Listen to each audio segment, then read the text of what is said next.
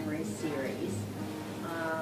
I will tell you that our next one is going to be on April 3rd, Tuesday, at 1 o'clock, same time, same place. And we have our retired chief of the fire department, Philip Bourne, coming. So, yeah. Oh my God. Yeah, that should be a fun one. I hope you all will be able to be here. And as you know, we are filming this with the help of the Manchester Historical Society, who will preserve these interviews and talks for other generations, which is a really nice addition, I think, to all the history that they are preserving. So today, we have Gale Rice, who I'm sure many of you who are here know. She was, for many years, if I'm correct, from 1982 to 2001. That's when I was director, yes. You were director of the Mark Skinner Library, and before that she was an assistant librarian at Bernburg. At Bernburg, and then 3 years assistant at Mark Skinner before I became the director. Yes. Very impressive. I have heard she's a great storyteller, so please join me in welcoming Gale. Thank you, and I'm quite overwhelmed to see so many of you here, so I'm going to try not to fall on my face. I came to Manchester in 1958. Carl and I had just graduated from Castleton Teachers College. He had taught for half a year while he did his senior year. That was included. I had done student teaching, but that was our first job in a school per se, a year-long job. And of course we were at Manchester Elementary School, no middle. And we were looking for a place to live here, and it was kind of difficult because teachers were not overly paid, to put it mildly. I think I made $2,200 the first year I taught, and Carl, being a man, made $35. The glass ceiling was very, very heavy. However, we found a place. We found a place right on the green. It was a lovely 3-room apartment with a humongous bathroom with a beautiful window right in front of the toilet, where you could sit and look at the valley below and be comfortable and calm. It was very tranquil.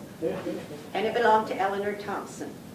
Now, Eleanor Thompson worked for the telephone company, and at that time, the telephone company, her part was across the road where Dr. Madcore had his dental office. That was before that.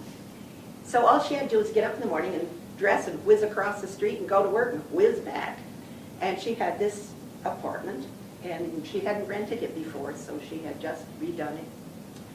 And we rented it, and we rented it for $60 a month, each a heart out. And the lovely part of it was right there in the green. I believe there is a business in there now. It was Martin Harding and Mazzotti, but they've moved, so I think it's insurance or something in there now. For the chamber. Yeah. Is it? Oh, yeah. And there was just one house between her place and the fire station, the old fire station, which is now a wine shop. So we didn't miss out on anything. And the first time that fire alarm went off at 2 o'clock in the morning, we levitated off that bed, and he swore that I ran around the bed 3 times saying, "What is it? What is it? What is it?"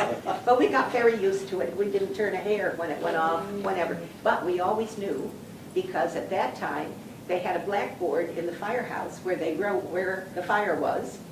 Those were lovely days. And we could sneak over and take a look and say, "Oh, maybe we better go," you know.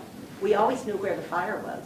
We always knew when there was any excitement, because the pickup trucks would come roaring in, and Carl would go down and say, "What's up?" And they would say, "Well, the twins are lost in the woods, and we're out with a search party." And the twins being what they were, and I knew them, 2nd grade, I said, well, so I strolled over and I said, "The twins are lost?" "Oh yeah, twins are lost in the woods. And you know there's bears up there." I said, "I pity any bear that eats those twins."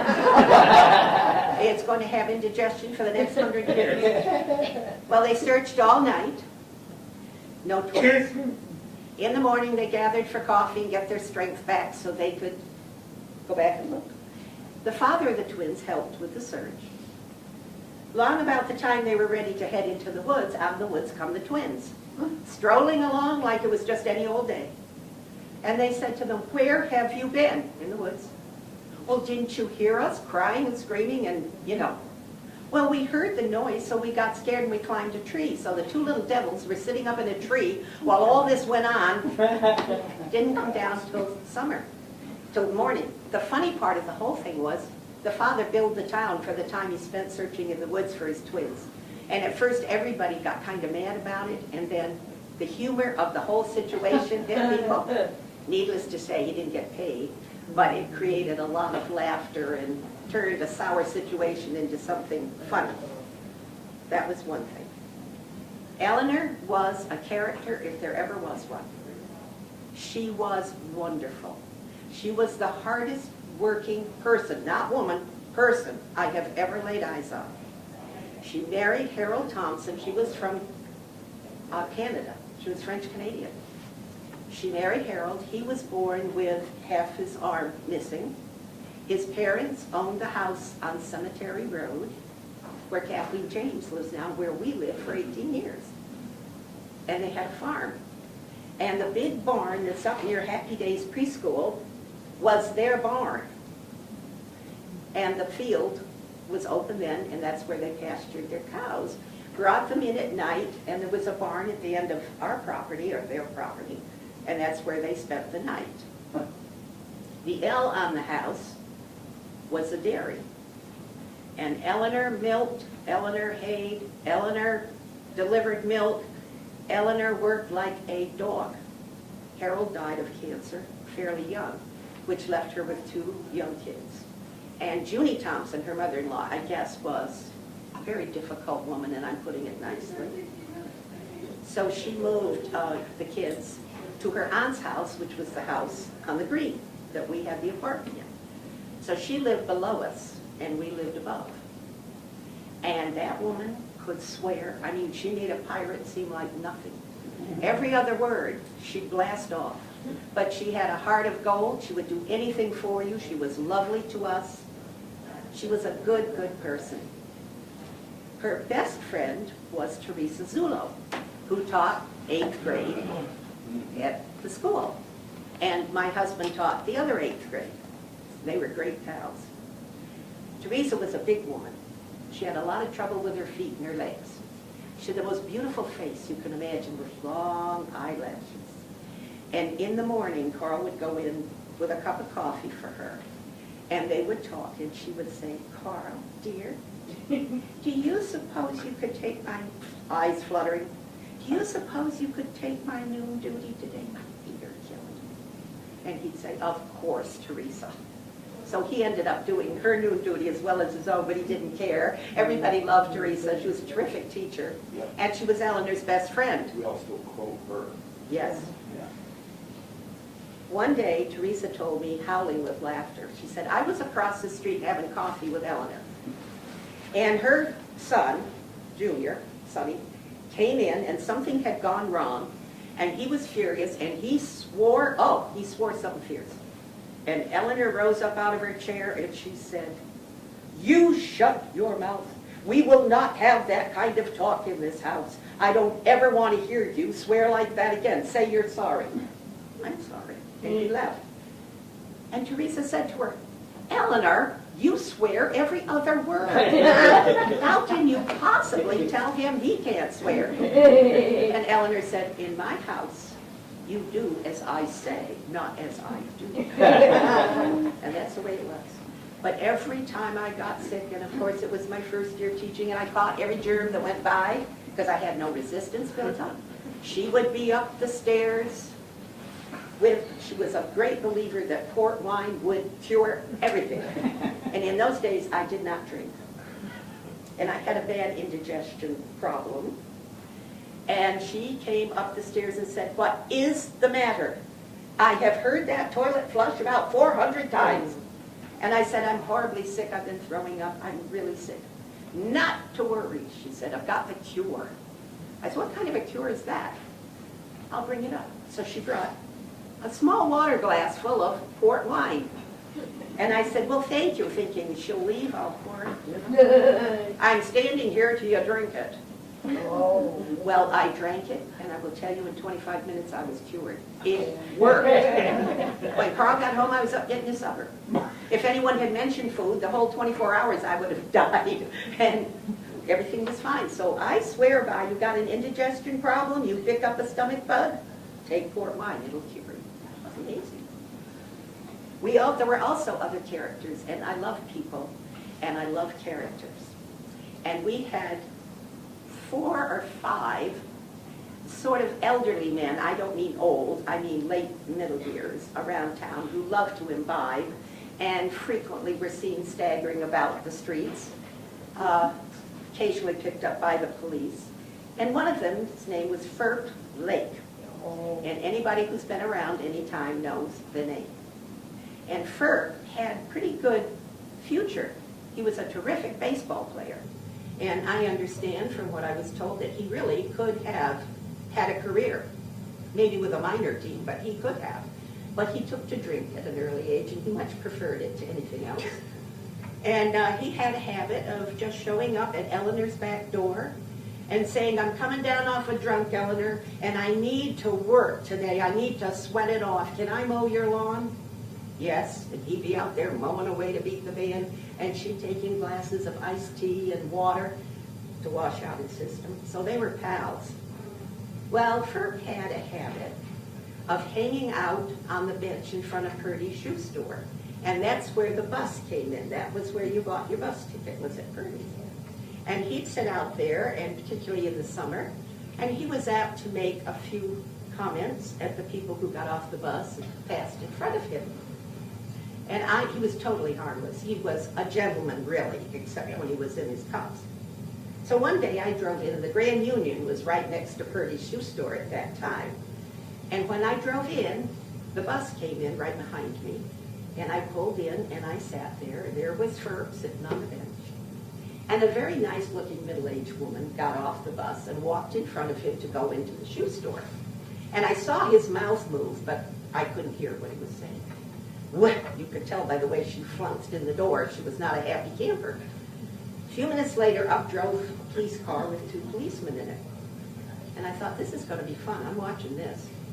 So I sat there with the windows down, and they were so nice. They got out, and instead of taking him and thrusting him into the back seat and driving off, I heard them say, because my ears were flapping then, Ferb, it's a hot day, you look hot, let's take you home. I don't care to, he said. Don't want to go home. Instead, as I said, of manhandling him into the car, because obviously a complaint had been reported. They talked with him for about 10 minutes, and pretty soon he got in the back seat and off they trundled. And I thought, what a nice way to handle that. Well, it turned out, because as soon as the nice-looking woman left, I trundled into Purdy's shoe store and said, what the hey? And they said, they got laughing, and they said, she walked by Ferb, and he said, hey, lady, nice-looking legs. And she took great affront at that. I would have said, thank you, sir, and headed right in there. You don't get that handed to you very often. But she didn't like it, so he had to go home. There was a flood the next spring, and it came over the plectron. We need 2 cops to go down to Liebrook Road because the water's rising, and Ferb's laid out drunk on his cot, and he's going to drown. Another time in the middle of the winter, they retrieved him. He was over at the fairgrounds, conked out over there, and they hauled him home. Yeah, the grandstand. So there was another character, and there were 3 or 4 more that were they weren't as gentlemanly as Ferb, but they were sort of on a par.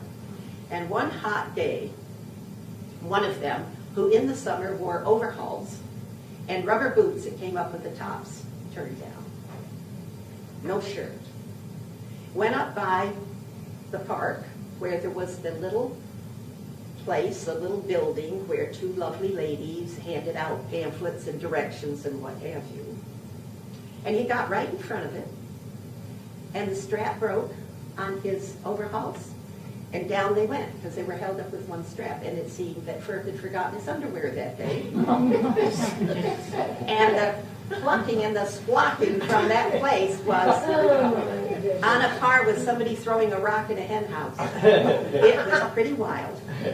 And out of the brick building that was the news guide for many years came George, and I cannot think of his last name. Roberts.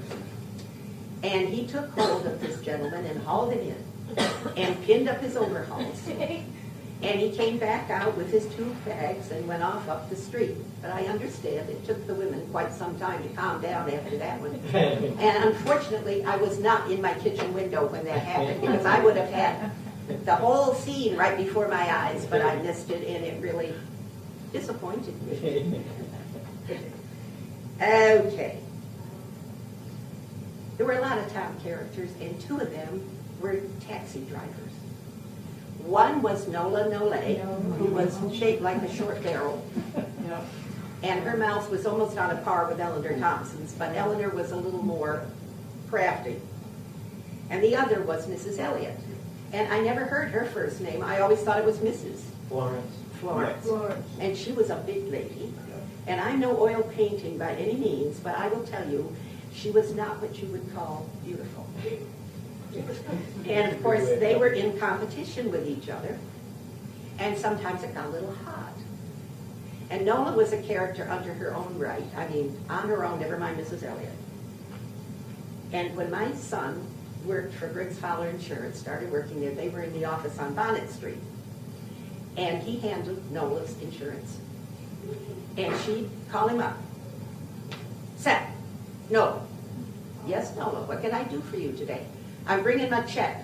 I'll be driving in a few minutes. A few minutes, she'd come in the driveway, whirl around, come down, blow her horn, and he went out and got her check. As far as I know, rain, snow, whatever the weather, Nola never went in that place. Seth would trot out. So she thought quite highly of him. She really did. Well, one night, they were down at the Taco House, which was the local den of iniquity at that time. There's a lot of excitement there. And they were in there getting their evening little drink. And they got fighting. So they were invited to take it out on the sidewalk, which they did. And it evolved into something quite physical. There was shoving and pushing and swearing and cursing and yelling and screaming. And the police were called, and up drove Jean Giotti. And Jean got out and tried to calm them down and couldn't, so he got between them, because by then it was fisticuffs. So they knocked him down and broke his wrist. And he was brother-in-law to Lois Squires, and she and Phil lived just down around the corner from us on Cemetery Road. And we were invited to their parties and so forth and had a wonderful time. I had the greatest time with Jean. I said, Jean, I'm so disappointed in you. I always thought if I was in trouble, I could call and you would come and stand between me and whatever mayhem was going on. And now 2 old ladies knocked you down and broke your arm. I no longer have that confidence that I had before. And he'd laugh, and say, well, broken arm or no broken arm, I can protect you. That makes me feel real good. Now, how much further can we go here? Because I don't want to run over time and bore you all to death. I loved this town when I moved here because it was a town. A little town, sort of a sleepy town. Even the village wasn't quite up to snuff because the Equinox House was on its way down at the time. Things were slow, but I could go down Main Street after I'd lived here a few months. I would know everybody that worked in the stores. I knew Factory Point Bank, which was the only bank in town, which made banking very simple. And I could talk with them and have a wonderful time. Now you walk down there and nobody knows you, really, very few. I would go into the Grand Union, the checkout ladies and I would have a lovely conversation while they were checking me out. And if we met on the street, we always stopped and talked, and it was such a nice feeling. The parents of my students were lovely, interesting people, with the exception of Mr. Comar. Now, this isn't about you. This is about your older brother, Michael, whom I had the second year I taught 4th grade. Yeah. And Michael was a nice kid. He never gave me a bit of trouble. And that spring, we were going to have a Valentine's Day party. They were all And Michael came up to me the day before, and he said, Mrs. Rice, can I bring my sister Nancy? I said, sure, of course you can bring Nancy. Well, she's awful little. I said, that's okay, if she wants to come, you bring her. So the next day he came in with Nancy, who was little as right, curly hair and snappy dark eyes. And he took her over to a chair, and he had to boost her up, put her on the chair, and she sat there grinning at everybody. And he said to me, Mrs. Rice, don't touch her, she bites. With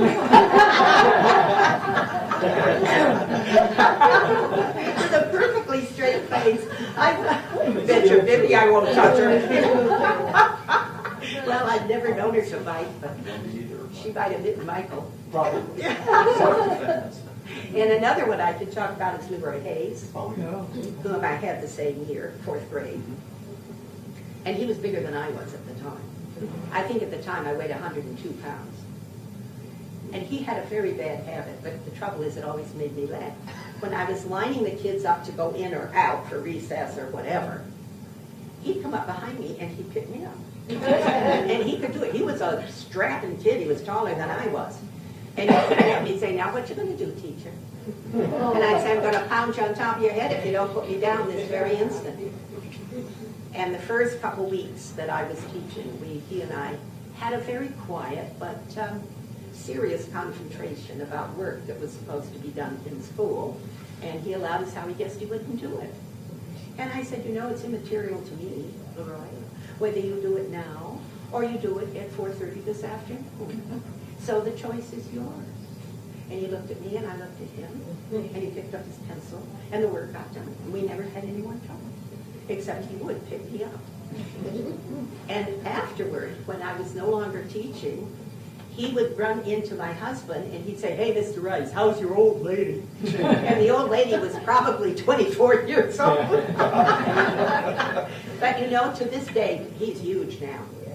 If I go into Mrs. Murphy's, and Leroy's there, and he's usually more there than not, he always buys me a cup of coffee and a donut if I desire it, and we sit there and we talk. And we got laughing because one morning, back then we took milk money. First thing in the morning, we took milk money and we checked off names. And he showed up at my desk, handed me his money, smiled at me, and put a mouse on my arm, on my sleeve. Well, unbeknownst to him, I am not afraid of mice. I think they're kind of cute, the little country mice. Now, if he put a snake there, I'd have been over the Canadian border, St. Jack's Brett, but it was a mouse. And I looked at it, and I looked at him, and I said, oh, isn't that cute? How did you know I always wanted a mouse of my own? He said, you do? I said, yes, it is so nice of you. And he looked at me and said, it's not your mouse, it's my mouse. I said, you mean to say that isn't my mouse? No. Well, I said, I am bitterly disappointed. And if it isn't my mouse, you put it back whatever you had it in, and you take it home, and I don't want to see it here again, because if I do, it is my mouse. You'll never get it back. You got me? You've never seen such a disappointed kid in your life. It took the wind right out of the sails completely. And from then on, life was very tranquil. No more problems. He basically was a very good kid.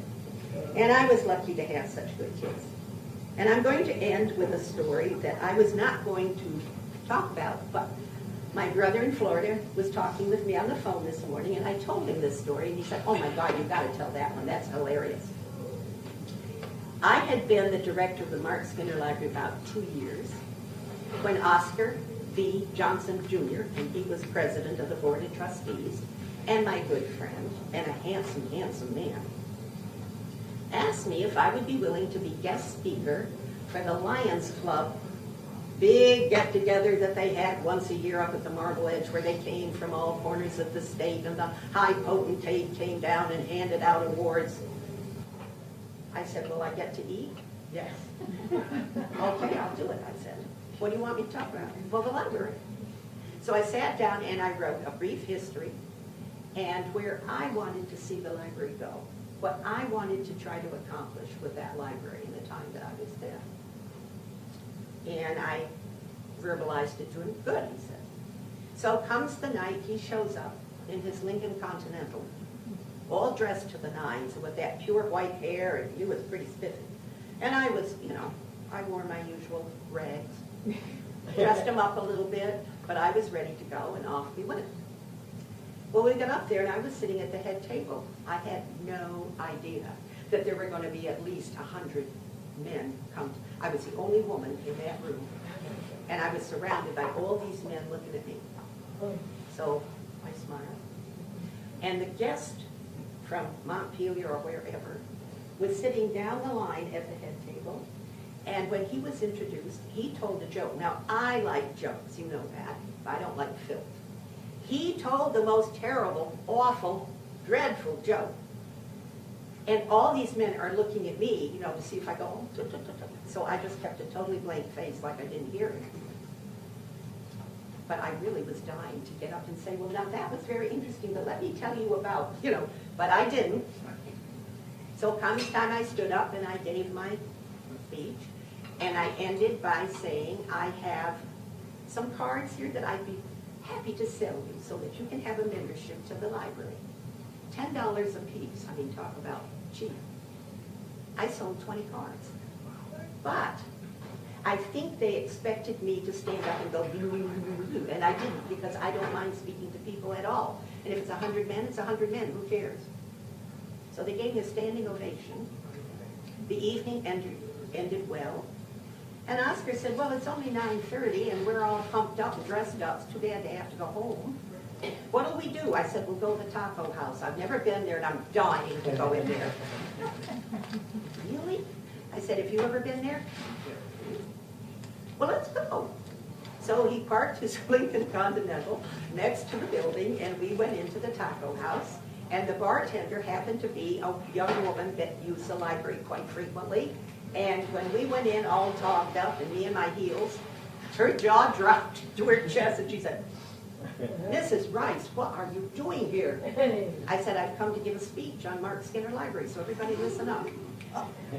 And some of the people couldn't, some of the men, it was mostly men, but I was used to it by that time. So up rose Crunch Carangio, another character whom I'd known since 8th grade. He was the trash hauler. And he hugged us both and he said, I'm buying the drinks. I said, Your Honor. So I had a very modest sombrero, because that's more like a milk drink. And I don't know what Oscar had, but it was a lot more powerful than mine.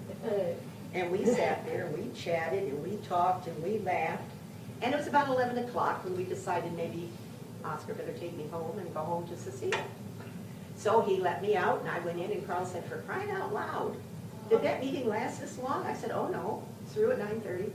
Well, where have you been? I said, Taco House. What? I said, well, Oscar and I wanted to drink, so we went to the Taco House. And I said, I was very disappointed there was no fight while I was there, because I was really hoping to see some pushing and shoving, and there wasn't any. I'll be darned, he said, and he started to laugh. The next morning, Oscar called me at the library. He was laughing. He said, I got to tell you. He said, by the time I got home, it was almost 12, and Seal was in bed, so I thought, I'm not going to wake her up, I'm going to go to bed. So we went to bed, went to sleep. He said the next morning, covers are being shaken, and he opened his eyes, and there stood Cecile in her nightgown with her hands on her hips. And she said, would you mind telling me what the hell you were doing at the Taco House last night with Gale Rice? It was probably 8 o'clock in the morning. Somebody had called Linda and told Linda, and of course Linda called her mother. And oh, we laughed. I said, small town. Small town. But it was a delightful town, and it still is, but in a very different way. And what pleases me are, in the summer, the flowers, the painted buildings, and in winter, particularly the holidays, all the holiday decorations and the trees. That's lovely. I'm not so fond of some of the other stuff, but I came here in '58. We went to Bennington for a couple of years. We built a house west of Bennington in the country for 5 years. Then we came back and bought the house on Cemetery Road that Kathleen James owns now. And we were there 18 years. Our children grew up there. And when they went away and were thankfully coming back home to live with us, we sold and built a house in Sunderland where we were for 25 years. But on his death 7 years ago, I moved back to Manchester. I'm staying I have a condo at Manchester East, which is very lovely. So I'm back. It's been a big circle. And I'm back, and the town has changed remarkably, but in a lot of ways, it's progressed remarkably too. So it's just a question of adjustment, but this is a lovely place to live. It really is. I liked it a little better when it was a little more cozy. But hey, every once in a while at Shaw's, I run into somebody who gives me a hug. And I'm still running into students that I had in the 4th grade many, many moons ago who will come up and surprisingly, it's more the men than it is the women. I was in Bank of Bennington looking for you because I had a good joke for you.